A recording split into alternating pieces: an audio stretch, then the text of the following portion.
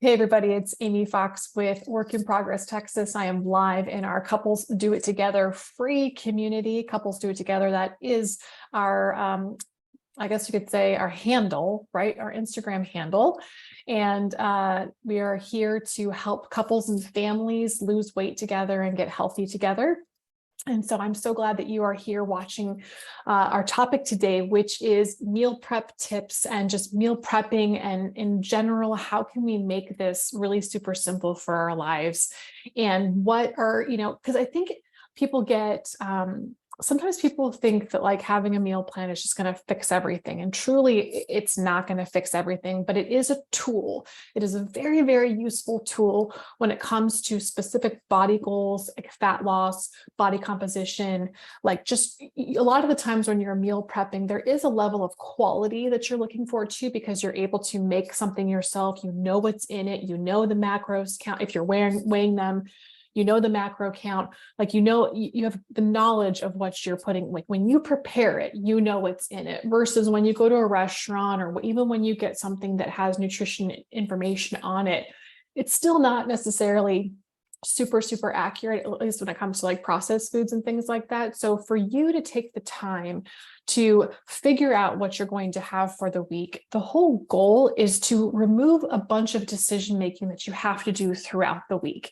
And everybody operates differently. Every family member has a different 24-hour period. Like, I don't care. We do not have the same 24 hours in a day. I know that David and I have a different schedule than a family of 5. There's single people out there are families out there, but luckily meal prepping is pretty universal. And the accommodation that you're making most of the time is, what do you like to eat? What can you eat leftover? Because I know some people are very picky about leftovers and don't like leftovers. Where do you have some fun? When do you go out to eat? When do you experiment? Are you a foodie? Like, are you somebody who is like loves to try a bunch of different things and keep it spicy? Or are you somebody who's very plain? It doesn't matter. You kind of look at food for fuel, and that's okay. Are you somebody who always needs it to like taste good or be pleasurable? These are things you have to figure out in your health and fitness journey, because a lot of foods out there, we never like to vilify any kind of food, but a lot of food out there does not help you get to your goals, does not help you get to the next level. Some of it kind of sets you back, or it's easy to overdo or have too much of. So the goal of meal planning is to really make sure that, like, depending on what your goals are, like, can we remove the stress of trying to make those decisions Monday through Friday by just taking a short period of time over the weekend or whenever your days off are to plan out the week? So I'm going to address, how we'll do this call is I'm going to address a couple of questions that came in first.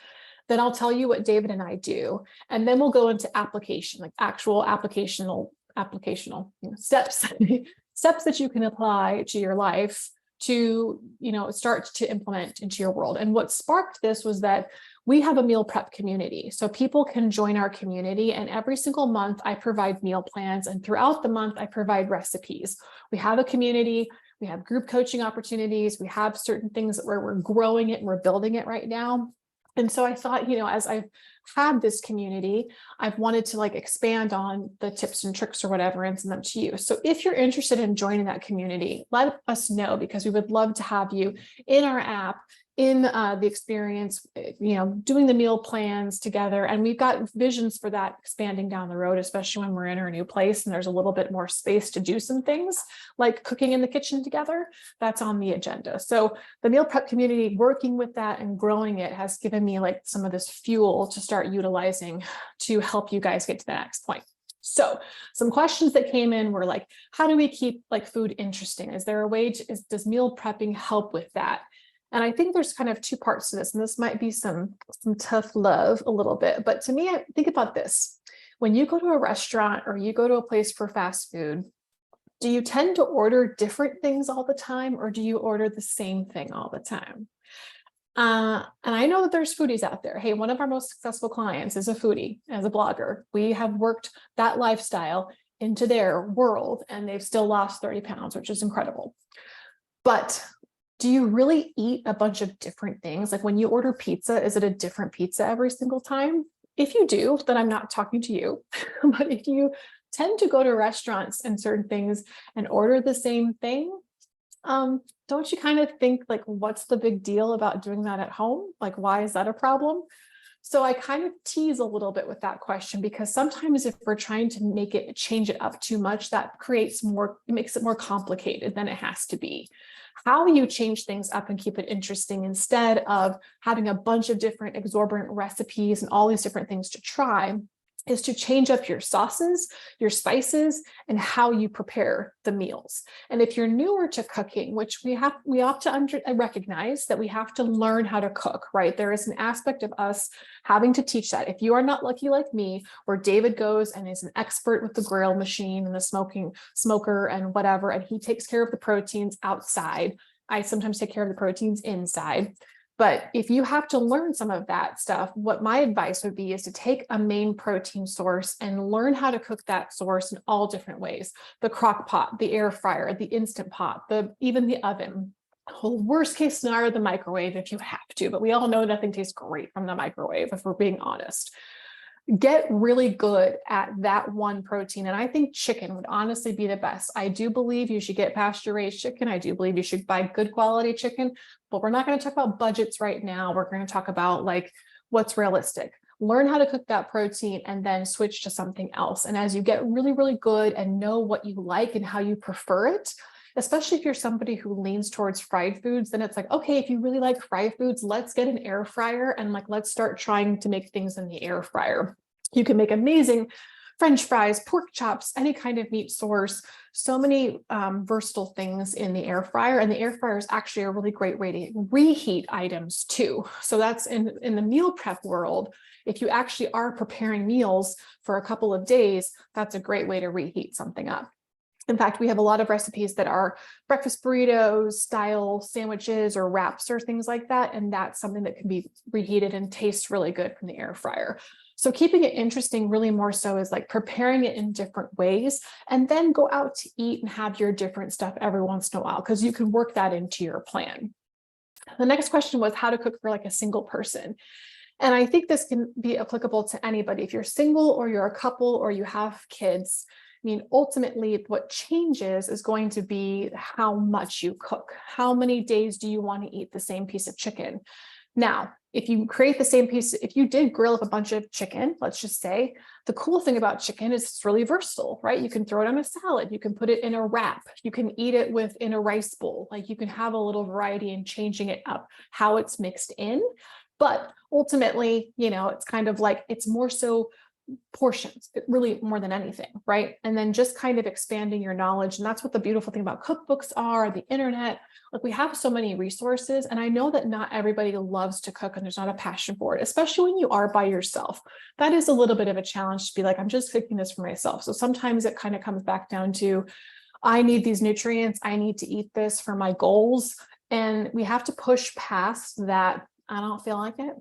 We got to kind of push past that just a skosh. And we've got to be like, okay, if this is going to help me get to my goals, then I'm going to finish it. Or, hey, I made extra for dinner. I don't want to waste it the next day, and I'm going to eat it all, right? So there's some mental games we have to play with ourselves sometimes too, because there are times where I don't feel like eating. There are times where I don't want to eat the leftovers, but I also know that like, okay, this leftover chicken, it has so much protein in it. I'm going to get to my macro goal if I do that.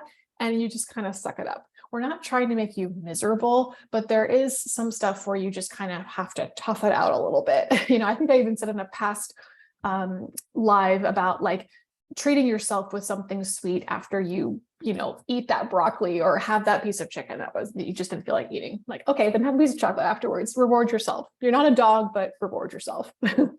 So it's really just when it's single versus couples versus families, it's really a matter of how many days in a row can you eat the same thing.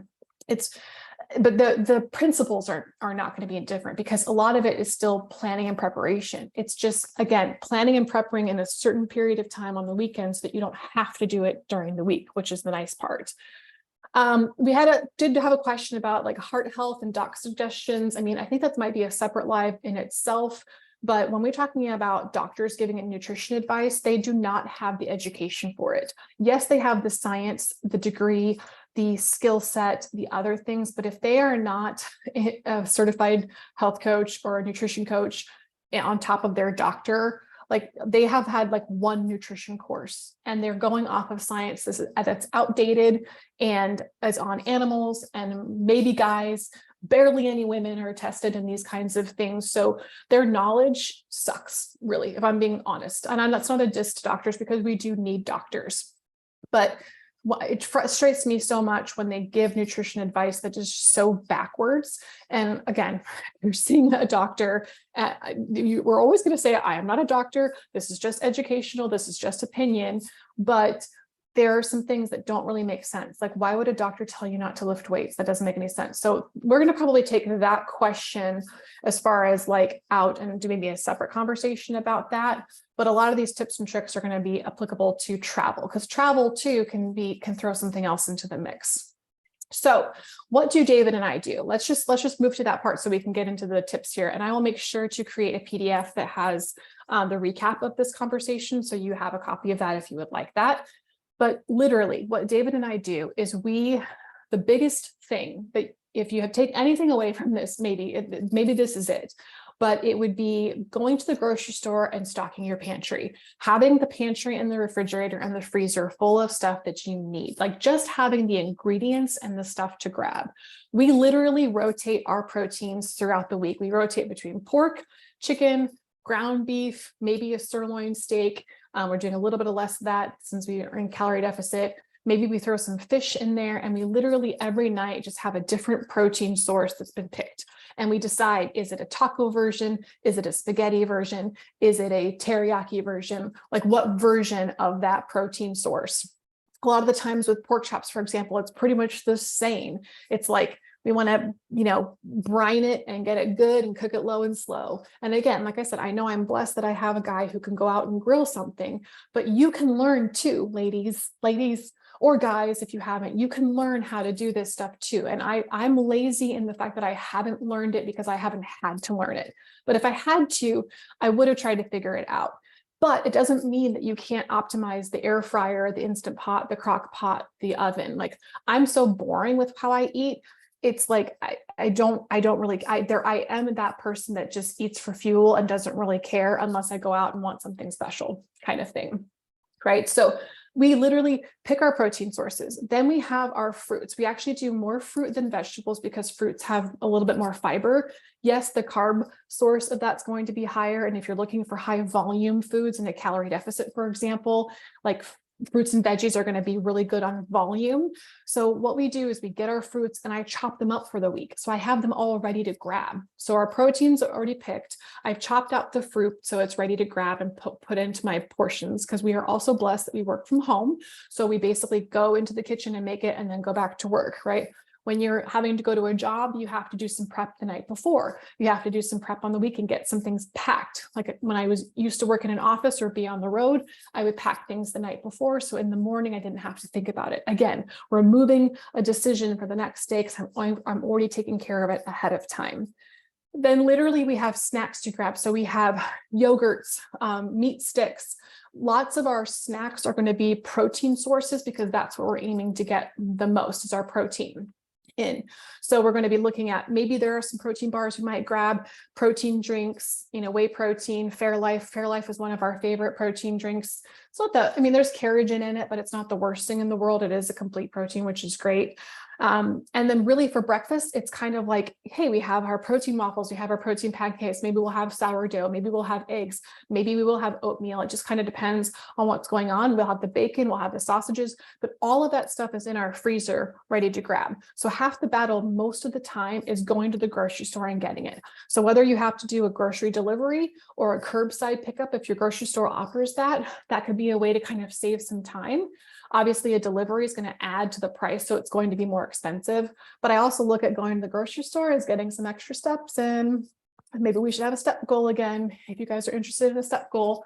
So that's literally what we do. It's so simple. That's why when we started providing meal plans for our clients, I was like, I help with that, which is good.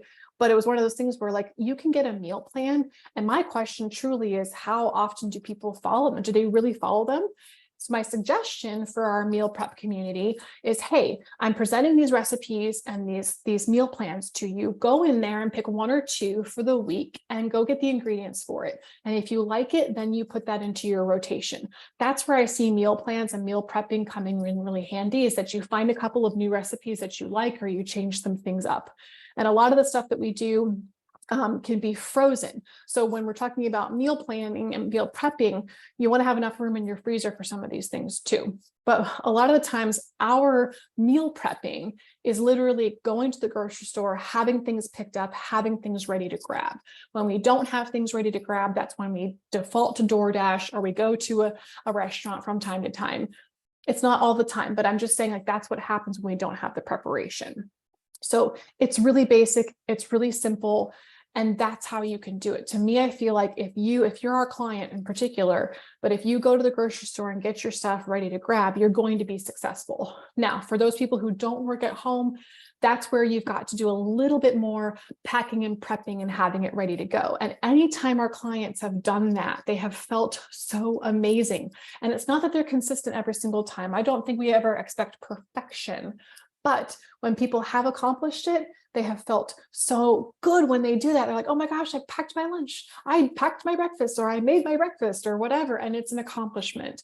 Again, the goal is to create less decisions throughout the week. If you can take say you take an hour to the grocery store and maybe 2 hours to cook up some protein sources so that those are just ready to go. Because a lot of the times veggies are super fast, or they can be eaten raw. Obviously, fruits most of the time are going to be eaten raw. Yogurt's ready to go. Like most of the time, lots of things are ready to go. It's the protein sources, or like potatoes and rice or pastas, that need some preparation.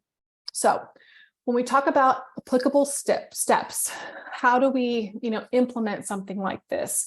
I think the first step would be, you're going to the grocery store, you're getting your stuff. Planning your meals is the next idea. That's another decision that you can remove from your list. So my coworker actually sent me a screenshot of her whiteboard that she has. She wrote in permanent marker, Sunday, Monday, Tuesday, Wednesday, Thursday, the days of the week. And literally under that, as a family, they go and pick out what meal is of that day. So she's got the ingredients ready to grab, but they at least know on these days what they're going to eat. Again, a decision has been removed. So even you just planning and saying, you know what, I'm going to go to the grocery store. We're going to do pork this night, chicken this night, this night. Again, you just commit to it. And then if you don't feel like it that one day, maybe you just switch it around or whatever, but at least you have that and you have a plan. The next thing would be to keep recipes super, super simple.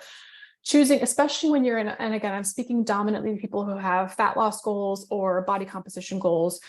A lot of times when you keep recipes simple, it's way easier to track. When you're doing casseroles and soups and things like that, it can cause a lot of, mostly casseroles, that can make it challenging to track something. So when you keep simple recipes, that's a really good, like just easier. Not that you can never enjoy a casserole. Again, I'm a casserole queen. I love them, but just don't pick too many steps, like unless you want to. Like think of one pot meals, sheet pan recipes, slow cooker dishes, like those kinds of things can be super simple. And then maybe on the weekends, if you do enjoy cooking, which I think we can all find the love for it if we worked hard for it, if we started to bring it back into our life. Because if you think about it, like our ancestors, like they totally had to do all of this all of the time. They didn't have the luxury of a drive-through or a fast food restaurant or a restaurant in general, right? So there is, try to turn into that inner like Julia Child and get that love of cooking and have some fun on the weekends, but keep it simple during the week, right? Prepping ingredients is the next suggestion. So chop, slice, dice vegetables, fruits, proteins in advance in separate containers that can be easily assembled, right? So it's kind of like have your stuff to grab and go. If you work from home, that's super easy. If you have to pack your lunch, I recommend a cooler if you're in and out of your car, or luckily if you have a refrigerator, I'm sure you have a refrigerator at work. In most situations, have that stuff packed and ready to go, easy to grab. Batch cooking. Batch cooking is the next thing where you're obviously cooking larger meals at once and then freezing them so that you can reheat them later. Ideally, you would reheat them in the air fryer or the oven. Microwave is last resort. And lots of the recipes that we share are burrito style things and different kinds of meals that are super easy to like freeze right away, and then you're set for a while. And what's cool about when you freeze them is that if you don't feel like having the same burrito like 4 days in a row, no problem, because it's frozen, it'll last way longer in the freezer. So it's usually recommended to freeze things if you're not going to eat it within probably 2 or 3 days. So I would freeze whatever you're not going to be able to grab right away. Now you could use, and this next tip is like versatile ingredients. This is similar to basically cooking something that can be reused. Like I talked about earlier with the chicken, like the chicken can go in a tortilla wrap, can go on a salad, can go, in a sandwich. There's some other options to throw that stuff in there. It doesn't have to just stand alone by itself. It can actually be enjoyable in something else. So that's where the beef and the proteins and I don't know if fish would be, I don't know if that's really good, like leftover. It's really like beef and chicken are kind of your go-to for that kind of stuff, Next tip would be prepping some breakfast. So obviously overnight oats, kind of a little Canadian there. Yogurt parfaits, breakfast burritos, again, storing them in the fridge for quick mornings on the go kind of thing. Those are great. Snack packs. So create snack packs with nuts, fruits, veggies, cheese that family members can go grab. Like maybe having something for your kiddos that's like, here's your little homemade, you don't have to buy a snackables, you can make a snackables, right? Something easy to grab. Usually we like to have a protein source, a healthy fat source, and a carb source with any kind of meal. But think about that for snacks. That's a great way to have a snack. If you truly need a snack, which, we say have a snack if you have to, but we prefer to just eat your meals. But, thinking of kiddos, like, hey, give them a balanced snack too. Don't just give them crackers, like give them a little cheese, give them a little meat to go with it. So there's some satiation for them too. And that's helping to teach them how to regulate their hunger and be smart with their choices. The next thing obviously would be to prep your lunches. Like we talked about, you can cook your grains, you can cook your protein, chop veggies, could have family members to make their own lunches. One of our clients does great about sharing her kiddos' lunches and what she packs every single day for them. But again, doing that the night before at least means that right in the morning, all you have to focus on is whatever your morning routine is going to be. The next tip is obviously designating prep days. So prep days, picking a day of the week that you can focus on going to the grocery store, getting the stuff that you need, and then deciding what day on your off days can be to make some of those things ahead of time. Really, again, the protein sources are kind of the biggest thing because that's usually what takes more time than the other things most of the time, depending on how you're cooking it. So investing in storage containers. So there are all kinds of storage containers. We would recommend glass containers, but sometimes plastic makes the most sense. But glass containers are going to be the safest to reheat in. We're trying the best we can to minimize as much plastic as possible, but I know plastic is everywhere. It's not the end of the world. Believe me, it's like we're just trying to focus on what's going to matter, but glass containers preferred. You want to maybe label and date your containers for the preparation. That will help to track for your freshness. That's why I recommend that if you can't get to that item within, the third or fourth day, ideally you would freeze that so you don't have to, so it doesn't go bad. And it will also taste better, I think, if you freeze it instead of having it sit for a couple of days, Okay, family involvement. Obviously, I keep saying obviously, and I hate that. Getting the family involved in things. One of the reasons why we did couples do it together is because we know that when you and your partner work together on something, that's when you can be more successful in the household. So if you can also get your kids to participate in things like this, maybe you have a theme night. Maybe there's a theme, like we're going to do Mexican tonight and we're going to play Mexican music, or we're going to do Italian, we're going to have Italian food and we're going to play Italian music. There's ways to make it fun. And that's where I was kind of like, go back to your inner Julia child and like try to find the love of making something new. And I know with our chaotic lives and schedules, it can be hard to do, but I think once you start it, just like when you start a workout and you're like, oh, this isn't so bad. Or once you start to lose weight, you're like, oh, this feels pretty good. I think it's the same thing with cooking. If you can make it a fun environment, why not? One of the simplest things is cook once, eat twice. And that would be meaning that you cook your dinner and you make extra, and then that automatically is your lunch the next day. So that would be a great technique to do on a regular basis. I think people should always make some extra in the evening. Now, if you've got a big family, maybe that's not realistic, but if it's a smaller family situation, that could be an ideal thing. That way lunch is just taken care of. Again, put it in a storage container, seal it up, and have it the next day. Again, we've got back to freezing extras. If you do large batches, again, that's kind of, I think we've already kind of alluded to that. I'm reading off some notes that I've been making for this, preparing for this. Let's see. And then again, we've talked about keeping your storage, your pantry stored up, and your freezer and your, refrigerator and all of that stuff ready to grab. Don't overcomplicate it. Meal prepping is supposed to simplify your life. It's not supposed to make it more complicated. Stick to what works for you and your family, your preferences, your likes. Again, you don't have to change it up craziness. Again, rotating the proteins, changing the types of proteins. That's good. And then, of course, stay flexible. Like, plans can change. Be open to adapting the meals if you need. But ultimately, like, this whole list really is meant to make it simpler for you. Make it an enjoyable experience. You eat what you like. You don't have to be forced to eat what you don't like. Taking some time to plan and prep. And that's really the biggest hurdle, I think, for everybody, is just blocking some time to commit to it.